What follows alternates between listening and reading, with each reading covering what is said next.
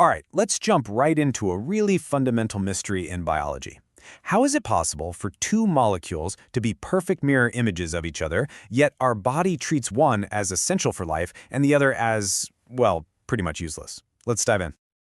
So, let's start with a biochemical puzzle that's actually happening inside you right now, every single day.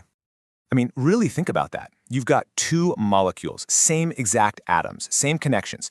They're basically structural twins. But for some reason, one is a critical source of energy for your cells, and the other is just completely ignored. How on earth is that possible?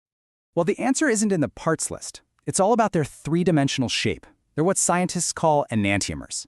And the best way to think about them is to just look at your own hands. They're perfect mirror images, right? But you can't perfectly stack your left hand right on top of your right. They're non-superimposable. And it's the exact same story with these molecules. So, what is it that gives a molecule this special property, this handedness? Well, the concept has a name. It's called chirality. The source of this whole thing often boils down to a single carbon atom. See, when a carbon is bonded to four completely different things, four unique groups, it becomes what we call a chiral center. And that specific arrangement is what allows the molecule to exist in these two distinct left and right-handed forms. Now take a look at D-glucose and L-glucose. You can see they are perfect mirror images. If you put a mirror between them, one would look exactly like the other. But, just like your hands, try to lay them on top of each other in your mind. It doesn't work. They don't line up. This property, being non-superimposable mirror images, is the very definition of an enantiomer. Okay, so if these molecules really are different, how do scientists actually tell them apart? Let's look at how this tiny difference in shape leads to properties they can actually measure, and, how they label these molecular twins so they don't get mixed up. One of the main ways biochemists label these mirror images is with the D and L system. It's basically a structural rule.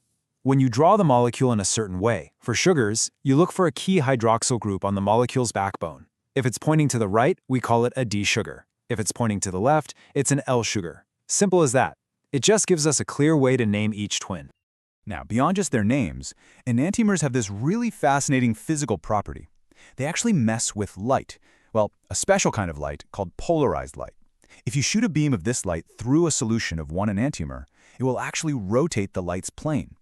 One twin rotates it to the right, we call that dextrorotatory, and its mirror image rotates it by the exact same amount but to the left, which we call levorotatory.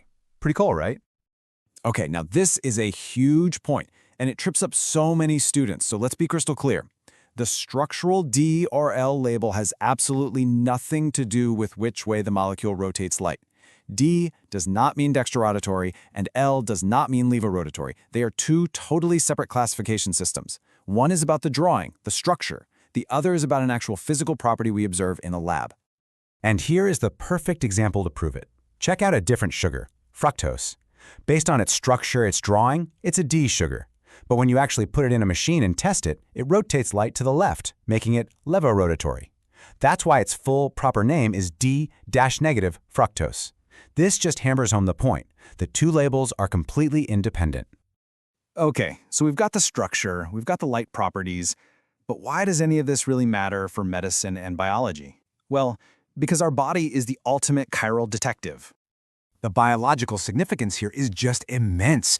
You have to think of your body's enzymes and receptors as these incredibly specific locks. And here's the kicker. The locks themselves are chiral. They're built from left-handed amino acids. This means they are shaped to only accept a key, a molecule, that has the exact right three-dimensional shape. The mirror image key? It just won't fit, period. And this brings us right back to our original question. Your body runs on D-glucose. The enzymes in your metabolic pathways are perfectly shaped to grab it, to bind to it, and to break it down for energy.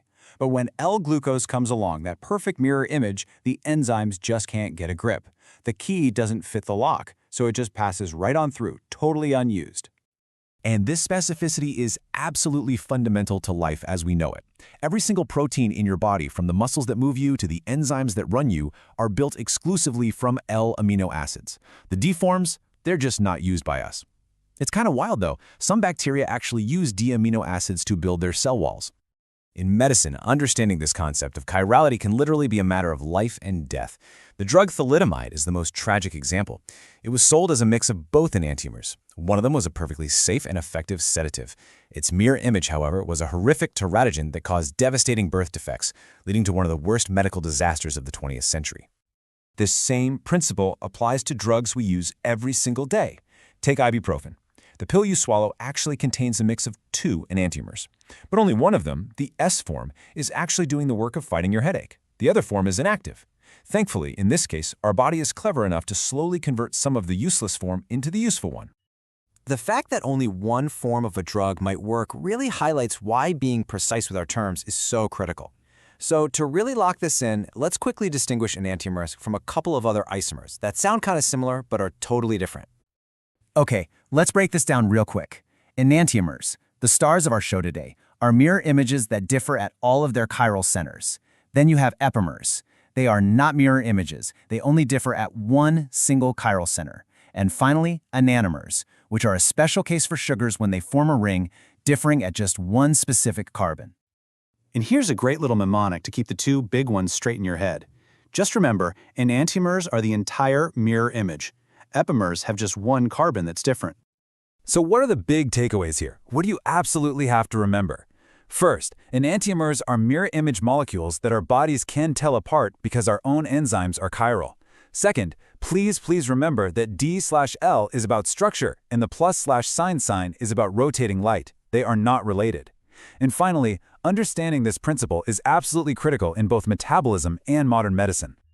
And we'll leave you with one final, kind of mind-bending thought. Life on this planet chose one-handedness for its building blocks, L amino acids and D sugars. Why? Why not the other way around? The fact that life is built on these specific chiral molecules and not their mirror images raises these huge, profound questions about the very origins of life on Earth. And that's a mystery science is still working hard to solve.